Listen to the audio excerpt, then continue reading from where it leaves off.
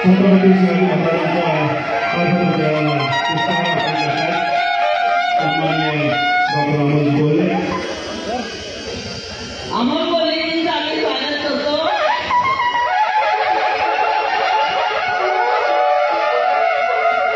जय महाराष्ट्र, जय राष्ट्रवादी.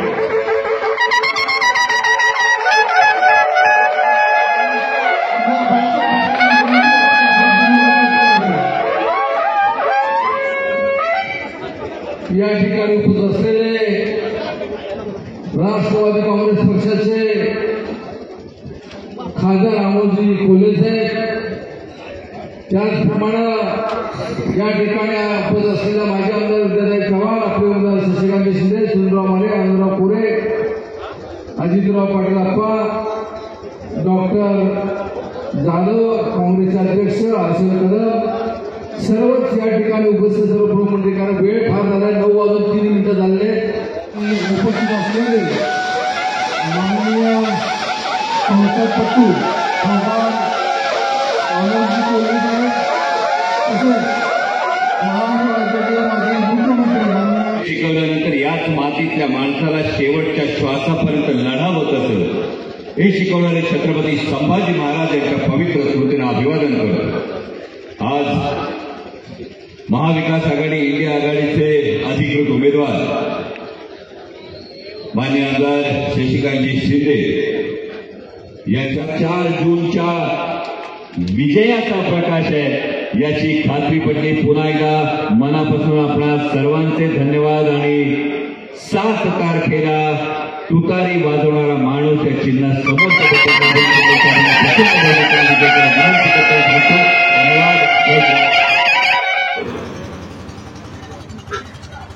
खरं अनेक पत्रकारांना प्रश्न पडले, माझे सगळे पत्रकार बांधव, कारण आपण सगळ्यांचं योगदान हे फार महत्वाचं आहे.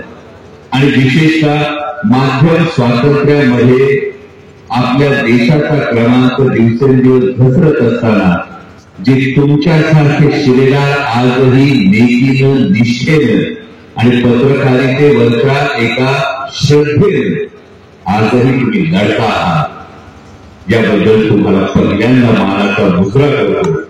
आपण सगळेच मान्यवर. अनेक पत्रकार बांधवांनी मला शिंदेच्या सकाळपासून हा प्रश्न विचारला की स्वतःच्या लोकसभा मतदारसंघामध्ये निवडणूक आहे.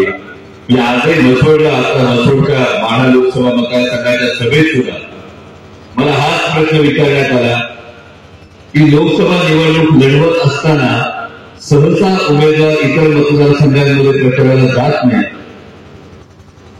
आज साताऱ्यामध्ये सभा झाल्यास माढा लोकसभा मतदारसंघाची सभा झाली, उद्या कोल्हापूर आहे, परवा बारामती आहे, त्यानंतर अहिल्यानगर आहे. आणि या सगळ्या सभा करण्याचं नेमकं कारण काय? याचं फार महत्वाचं कारण काय? कारण 5, 10, 15 वर्षानंतर जेव्हा कधी आजच्या काळाचं वार्तांकन लिहिलं जाईल तेव्हा या वार्तांकनात एक फार महत्वाचा प्रश्न विचारला जाईल की 2024 मध्ये महाराष्ट्राच्या स्वाभिमानी नागरिकांसमोर जो महाराष्ट्र छत्रपती शिवाजी महाराजांचं, छत्रपती संभाजी महाराजांचं उदाहरण देतो, या महाराष्ट्रातल्या नागरिकांसमोर, महाराष्ट्रातल्या मायबाप मतदारांसमोर एक फार मोठा प्रश्न निर्माण झाला होता. गेली 2-2.5 वर्ष महाराष्ट्राच्या राजकारणानं जी कलाटणी बघितली, महाराष्ट्राच्या राजकारणानं जे फोडाफोडीचं राजकारण बघितलं,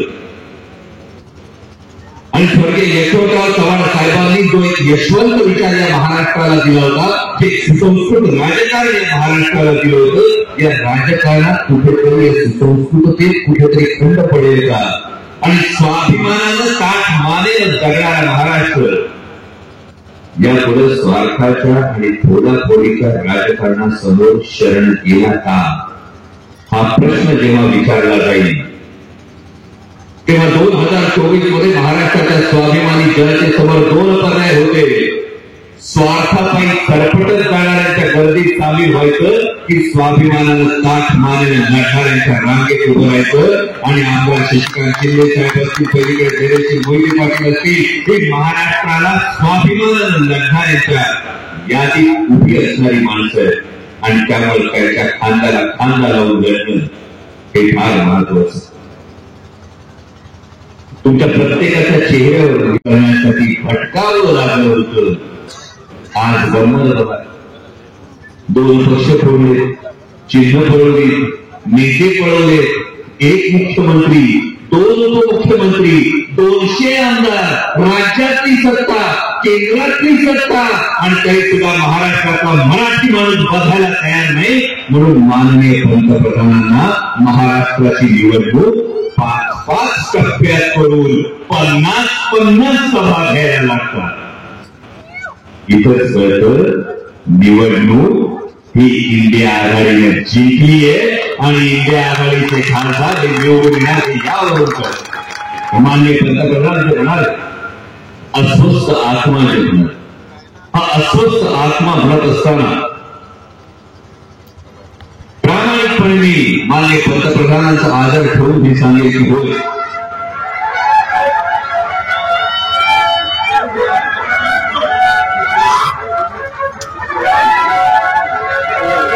तो हताश होतो. पण महाविकास आघाडीचं सरकार ज्या पद्धतीने 2.5 वर्षांपूर्वी गेली, शिवसेना पक्ष फोडण्यात आला, शिवसेना पक्ष फोडून सत्ता बदल करण्यात आला. त्यानंतर 27 जूनला मगाशी बाळासाहेब पाटील साहेबांनी जो उल्लेख केला, हा उल्लेख केला तर 27 जूनला भोपाळमध्ये मोदीजींनी भाषण केलं, माननीय पंतप्रधानांनी भाषण केलं, आणि त्या भाषणानंतर 2 जुलैला राष्ट्रवादी काँग्रेसमध्ये काय घटना घडल्या आपल्या सगळ्यांसमोर. पण ती जाहिरात ना जे मजबूत जोडे टूचा करणं, आता पवार साहेब पुन्हा कानाची पर्वा न करता, न जन्मता लढता ते गुडघ्यावर का येते हा प्रश्न दिल्लीच्या सरकारला पडतो. आणि तिथं कळतं मराठी माणसाचा नेमकं हा गुणधर्म काय. मराठी माणूस हा निखाऱ्यासारखा, तो विनाकारण कधी पेटत नाही. एकदा का पेटला तर कुणाच्या बापाकडे तो दिसत नाही. असा हा मराठी माणूस आहे आणि आज हा मराठी माणूस पेटू. म्हणून सर्वसामान्य जनतेने ही निवडणूक आपल्या हातात घेतली हे प्रत्येक ठिकाणी जाणं. कारण ही निवडणूक आता कुठल्या घराण्याची, कुठल्या व्यक्तीची, कुठल्या उमेदवाराची, कुठल्या पक्षाची अशी राहिलीच नाही. ही निवडणूक तुमची माझी झाली. ही निवडणूक सर्वसामान्य देशातल्या नागरिकाची झाली. गेली 10 वर्ष ज्या भारतीय जनता पक्षानं तुमचा अपेक्षा भंग केला, किती जण तिकडे उभे असलेले 2014ला पहिल्यांदा मत दिले होते. आहे कोणी पहिल्यांदा त्यांनी 2014ला मत दिलं होतं की आहे का कोणी इकडे मतदान केलेलं होतं 2014ला पहिल्यांदा. कधी केलं होतं पहिलं मतदान? 14ला ज्यांनी मतदान केलं होतं त्यांचा एक विचार करा. 2014ला ज्यांनी मतदान केलं होतं या मतदारांनी फार एका विश्वासावर मतदान केलं. आज ही पोरं कदाचित 28 वर्षाची असतील. 2024 ही पोरं वयाच्या 28व्या वर्षात असतील. 18 ते 22 वयोगटातली ही पोरं होती ज्यांनी 2014ला एका विश्वासानं देशात परिवर्तन करण्यासाठी मतदान केलं होतं. या प्रत्येकाला, कारण मराठी माणसाला काय असं वाटतं, जेव्हा बदल घडतो, जेव्हा परिवर्तन घडतं, तेव्हा माझ्या डोळ्यासमोर परिवर्तन घडलं हे सांगण्यापेक्षा माझ्या मानगटाच्या ताकदीवर, पुण्यातल्या हिमतीवर मी परिवर्तन घडवलं हे सांगण्यात प्रत्येकाला स्वारस्य असतं. आणि म्हणून जेव्हा 2014 ते स्थानिक स्वराज्य संस्थांमध्ये आरक्षण देणारे आणि माता भगिनींना 11% संरक्षण दलात आरक्षण देणारे आदरणीय पवार साहेब माझ्या प्रत्येक माता भगिनीचं आत्मभान आहे.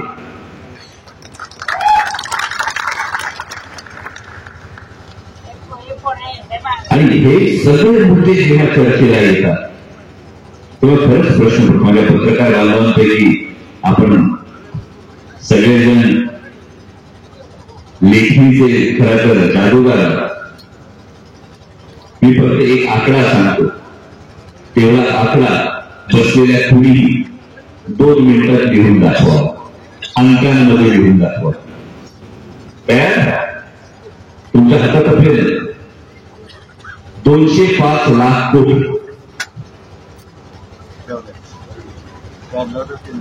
हा आकडा काय 205 लाख कोटी. मला सांगा, पोरीचं लगीन करायचं, पोरीचं लगीन करत असताना जावई आला, पोरगा आलं, पोरगा आल्यानंतर पोरग बघितलं, कुठलाही बाप आपल्या पोरीचं कल्याण व्हावं असं स्थळ बघतो ना.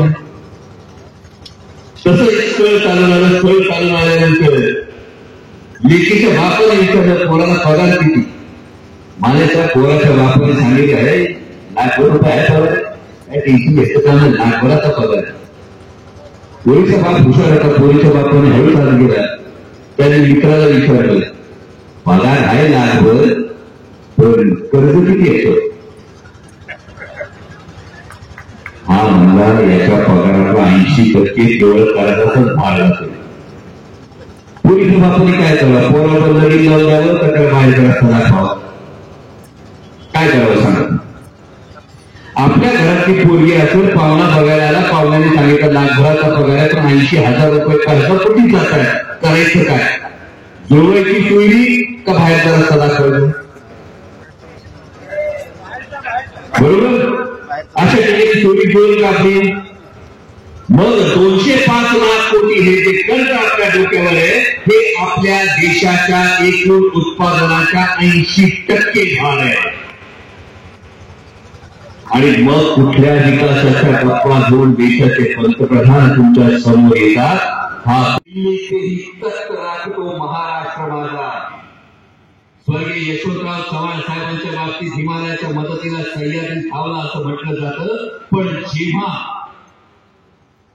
स्वर्गीय यशवंतराव चव्हाण साहेबांचा फोटो लावणारे हे दिल्लीपतींसमोर चरा चरा वागतात, तेव्हा हिमालयाच्या समोर सह्याद्री चुकला असं म्हणायची वेळ येऊ नये. ही जबाबदारी तुमच्या खांद्यावर आहे. आणि दिल्लीचे तख्त राखतो महाराष्ट्र माझा, याऐवजी आता दिल्लीचे तख्त पालटवतो महाराष्ट्र माझा, ही ताकद प्रत्येकाने हातात घ्यायची गरज आहे. मी विरोधी उमेदवारांवर कधी बोलत नाही, कधी बोलणार नाही. कारण मला अनेक पत्रकारांनी विचारलं, 2019चे तुमचे काही व्हिडिओज व्हायरल होत आहेत, बरोबर ना. पण 2019ला जेव्हा मी ते बोललो होतो, तेव्हा माझ्या महाराष्ट्रातून उद्योगधंदे पळवण्याचं पाप कोणी केलं नव्हतं. 2019ला जेव्हा बोललो होतो, तेव्हा देशातल्या शेतकऱ्यांना गाडी खाली चिरडण्याचा निर्धावले पण कोणी दाखवलं नव्हतं. 2019ला जेव्हा बोललो होतो, तेव्हा माझ्या माता भगिनीची मणिपूरमध्ये नग्न भिन्न निघाली नव्हती. आणि त्या छत्रपती शिवाजी महाराजांचा हा विचार आहे की शेतकऱ्याच्या भाजीच्या देठाला हात लागू देऊ नका. ज्या छत्रपती शिवाजी महाराजांनी राज्याच्या पाटलाला बदामल केल्यानंतर राज्याच्या पाटलाचा चौरंगा केला होता, त्या छत्रपती शिवाजी महाराजांच्या विचाराला जर कोणी नस लावण्याचा प्रयत्न करत असेल तर त्यांच्या विरोधात भूमिका घेणं हे फार गरजेचं. आणि आता तर सातारकरांसाठी सुवर्ण संधी आली बा. सातारकरांसाठी इतकी मोठी संधी आली आहे, म्हणजे सगळे बाळासाहेब पाटील साहेब की सगळे मतदारसंघ हे एक खासदार निवडणार, बरोबर. आता शिरूरला आमच्याकडे डबी उमेदवार दिले, लोक एक खासदार निवडून देणार, बारामतीला लोक एक खासदार निवडून देणार आहे. सातारला मात्र बाबा 2 खासदार ठेवण्याची सुवर्ण संधी ही सातारकर जनतेसमोर आलेली आहे. आणि त्यामुळे मला एक ठाम ही गोष्ट माहिती आहे की राजघराण्यातली राजगादीचे वारस राज्यसभेवर आणि लोकांमधला लोकनेता शशिकांत शिंदे लोकसभेवर एवढी सुवर्ण संधी ही सातारकर जनतेसमोर चालून आलेली. तर राज्यसभेचे अजून जवळपास माझ्या माहितीप्रमाणे 2.5-3 वर्ष ही बाकी आहे. म्हणजे पुढची 3 वर्ष ही नक्कीच 2 खासदार जे भारतीय जनता पक्षाचा प्रचार आहे, विकासाचं डबल इंजिन अशा पद्धतीने साकारण्यासाठी करण्याची सुवर्ण संधी तुमच्या समोर चालून आलेली. त्यामुळे लक्षात ठेवा, मान राजगादीला, मत मात्र तुतारीला. म्हणजे आपला इतिहास आहे, त्यामुळे गादीला मुजरा करायचा छत्रपतींची आहे. मागच्या वेळेला ते निवडून आले आणि आता म्हणतात की मला चूक सुधारायची म्हणून मी तिकडे गेलो. मागच्या वेळेला तुम्ही निवडून आला, हे समोर बसलेल्या व्यासपीठाच्या राष्ट्रवादीच्या चिन्हावर आला म्हणून तुम्ही निवडून आला होता. आजच तुमचा आजही आदर करतो, फक्त खोटं बोलू. मला निवडून देताना एवढाच विचार करा, ते आणि हे आहे. मी तुम्हाला एवढंच सांगेल, मी तुमचा फोन उचलेल, मी तुमच्या लग्नात आलेला आहे, मी तुमच्या सुखदुःखात येईल, मी तुमचे प्रश्न मांडेल, मी तुम्हाला भेटेल आणि माझा खासदार फंड तुम्हाला देईल. खासदार फंड एवढी खासदार फंड याला भेटतच नव्हता. तो कार्यकर्त्यांच्या आजूबाजूलाच वाटणार होता. बरोबर ना? एक दरवाजा पार कर, दोन दरवाजा पार कर, तीन दरवाजा पार कर. हा तुम्ही आमचा एवढा प्रामाणिक आहे. तिकडचा तुम्ही कसा होता मी बोलतच नाही. असं बाबांना बोलायचं तेवढीच हात तुम्ही विनंती करेल. ही लढाई पवार साहेबांच्या विचाराचा आणि इतिहास बनवाव, हा इतिहास घडवायचा आहे. देशाला दाखवतो की भाजपने जे काही कारनामे केले त्याला ही जनता माफ करत नाही. तुम्ही आमची गादी सोडा, तुम्ही आमचा छत्रपती सोडा, आमचे कुणी सोडा, ज्यावेळेला जनता निर्णय घेते 84 वर्षाच्या लढवल्या असलेल्या नेत्याच्या बाजूने, ज्यावेळेला जनता निर्णय घेते वडिलांनी उभा केलेला पक्ष ज्याला कोणी फोन देतो त्याच्या आपल्या उद्धव ठाकरेच्या बाजूने आणि देशाची उन्नती करणारा राहुल गांधीच्या बाजूने जनता निर्णय घेते. हे महाराष्ट्रामध्ये दाखवून देण्यासाठी निर्णय घ्या. मी तुम्हाला सांगतो, त्यांनी किती सांगतो, महाराष्ट्रावर त्यांचा एवढंच कमी लक्ष आहे. जर महाराष्ट्राच्या जनतेने त्यांना पाहून दिला तर दिल्लीच्या कष्टावर ते बदलू शकतात. पण दिल्लीचा कष्ट हा महाराष्ट्रात उठू शकतो. हा इतिहास जिवंत करण्यासाठी आपण प्रयत्न करा. आणि मी खात्रीपूर्वक सांगतो, माझा विश्वास माझ्या नेत्यांनी आणि तुम्ही दिलेला आहे. हा चांगला खासदार म्हणून काम करेल. या जिल्ह्याच्या तरुणांची, या जिल्ह्यातल्या लोकांच्या अपेक्षा पूर्ण करण्यात काम पार पडेल. विधानसभा गाजवली, विधान परिषद गाजवली, आता दिल्लीमध्ये लोकसभा तुमच्या प्रश्नासाठी गाजवण्यासाठी अशा सगळ्यांचे उद्योग आहे. आणि साध्या कार्यकर्त्याला सुद्धा सातारा जिल्हा निवडून देतो, समाजसेवांचा जिल्हा निवडून देतो आणि लोकांनी मनामध्ये आणल्यानंतर तरुणांनी मनामध्ये आणलं. अशा प्रकारचे शिलेदार उभे राहिले. माझ्या नेत्याने बघितल्यानंतर नेत्याला सुद्धा म्हणाला याही पेक्षा अजून दोघांनी लढू शकतो. या पवार साहेबांचा मनापासून आभार व्यक्त करतो. त्यांनी म्हणायचं लग्नाला नको पृथ्वीला बाबांना पवार साहेब लग्नाला म्हटले नावायचे आहे. नातीशक्तीपणा करत नाही.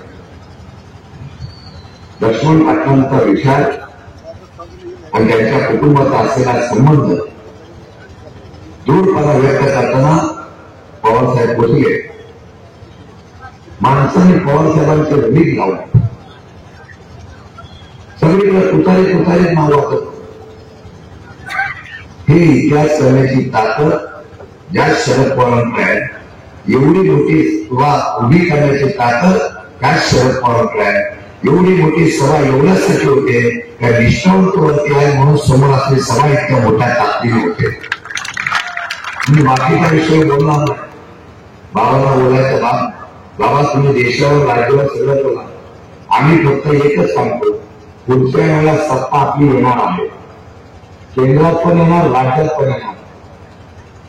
माझी एकच विनंती आहे, तेवढं आमच्या आधार कार्डामध्ये किती वेळ आम्ही जाणार तेवढं एकदा सांगू टाका. फक्त आता आम्ही जाताना आधार कार्ड लागतो का एवढंच आम्हाला फक्त राहिलेलं, बाकी सगळं आधार कार्डचा शांत जोडलेलं आहे.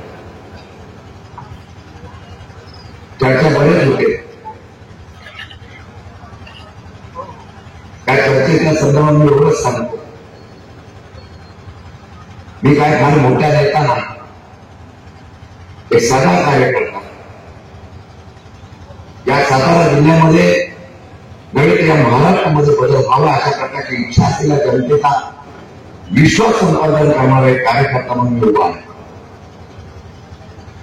लढाई कुठली असो म्हणजे प्रामाणिकपणाने लढली पाहिजे या भूमिकेतून मी काम करणारा कार्यकर्ता आहे.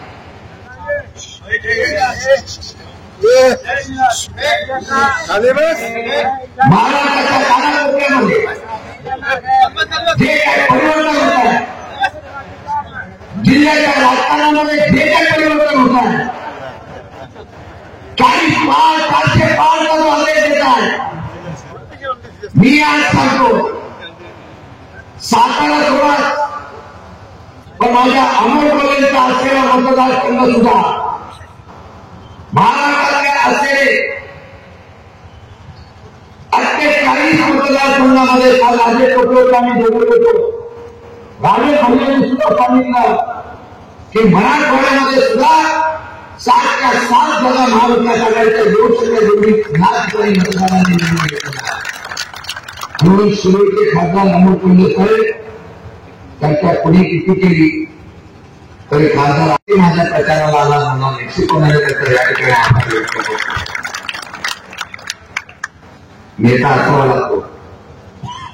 स्वतःची लोकसभा असताना सुद्धा आदरणीय पवार साहेबांच्या महाविकास आघाडीची या महाराष्ट्रातली असलेले इतिहास परत जागृत करण्यासाठी महाराष्ट्रामध्ये दिल्ली गाव फिरणारा पहिला उमेदवार मी पाहिला.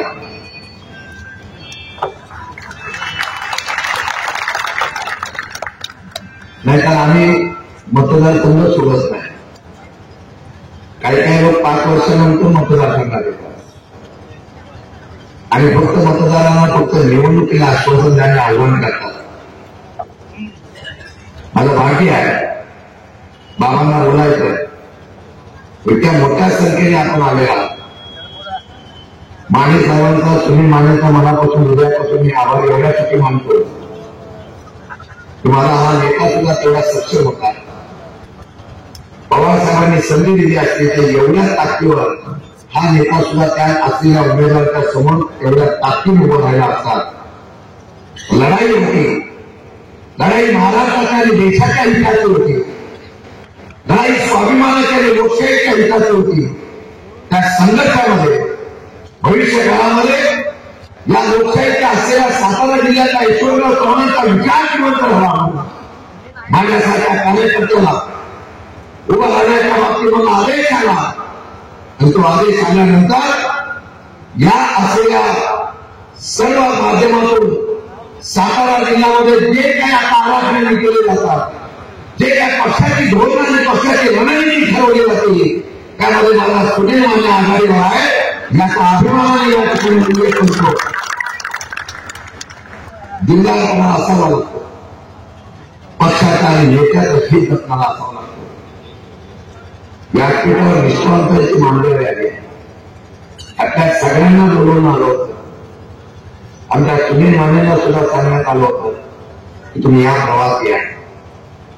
वडिलांचा आणि असलेल्या जनतेवर वारसा चालवा लागतो, विचार चालवा लागतो. वडिलांचा आणि जनतेचा वारसा चालवत असताना त्यांनी सांगितलं मी शरद पवारला सोडणार नाही. मी एकटा शशिकांतचं म्हणजे शरद पवारला सोडणार नाही म्हणून म्हणत होतो. बाळासाहेब पाटील आणि सुनील माने आणि असंख्य कार्यकर्ते सुद्धा शरद पवार राहतील अशा प्रकारचा विचार या ठिकाणी केला गेला. म्हणजे पवार साहेब आहे का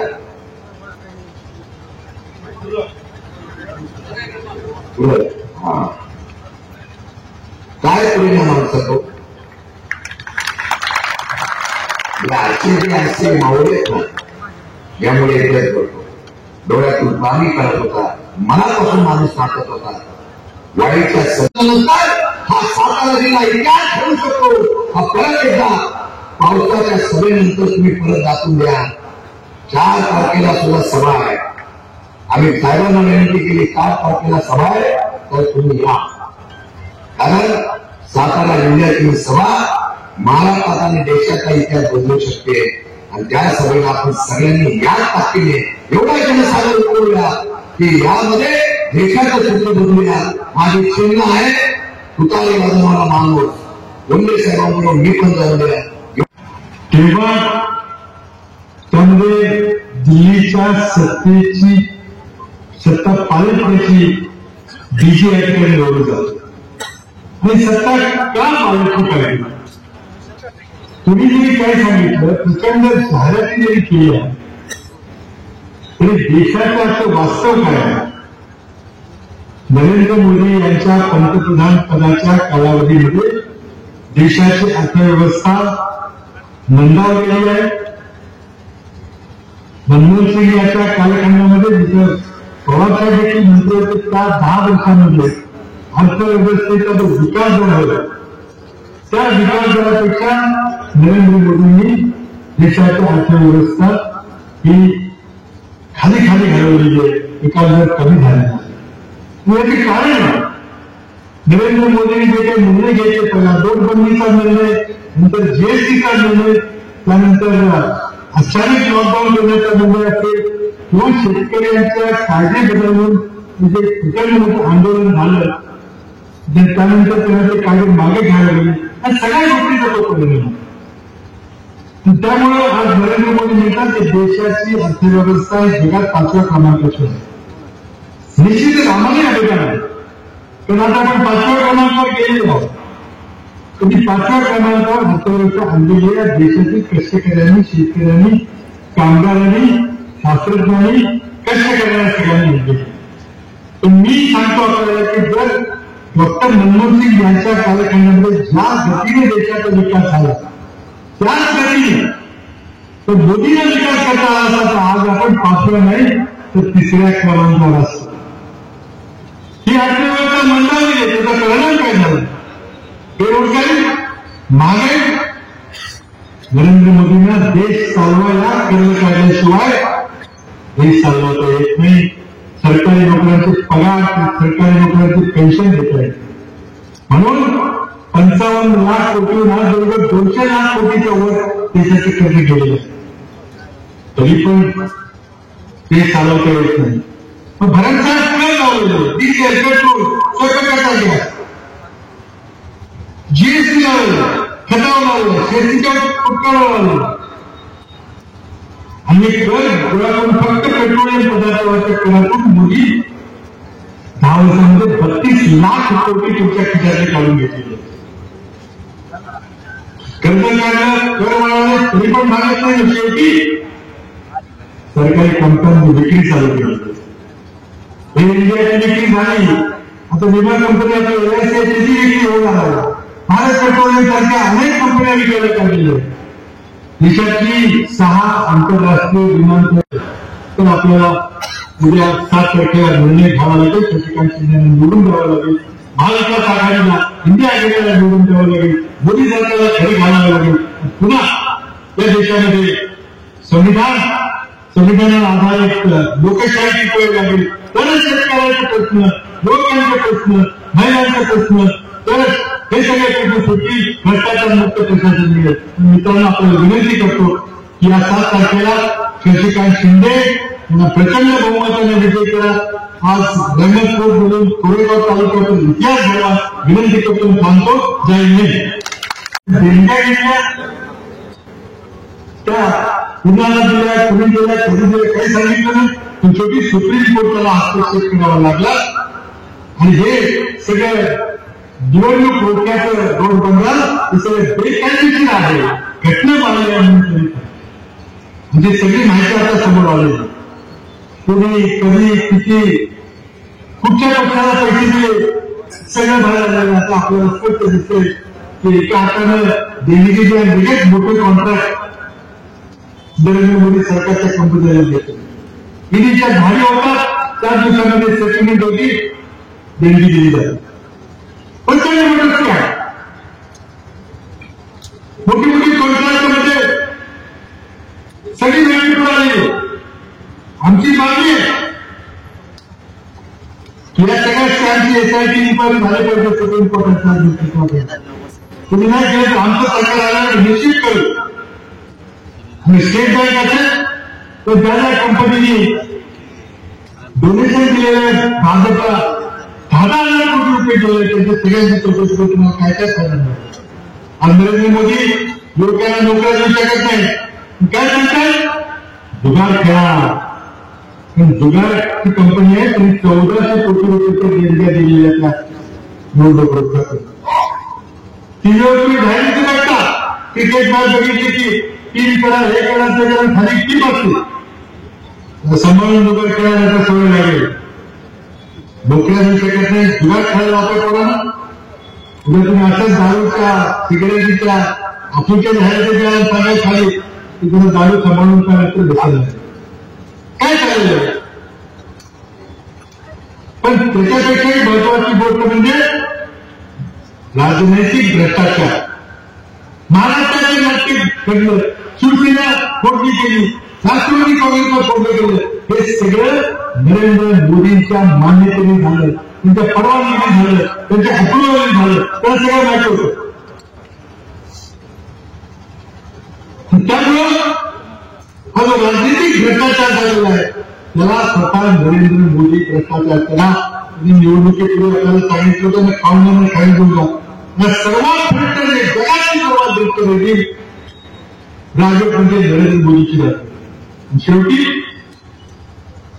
मोदीची गॅरंटी, मोदीची गॅरंटी काय, भाजपची गॅरंटी काय म्हणतो, तुम्हाला व्यक्तिस्तव मागवायचे, तुम्हाला स्वतःची राजवट चालवायची. म्हणून आम्हाला भीती आहे की हा देश हुकुमशाहीच्या दिशेने निघालेला आहे.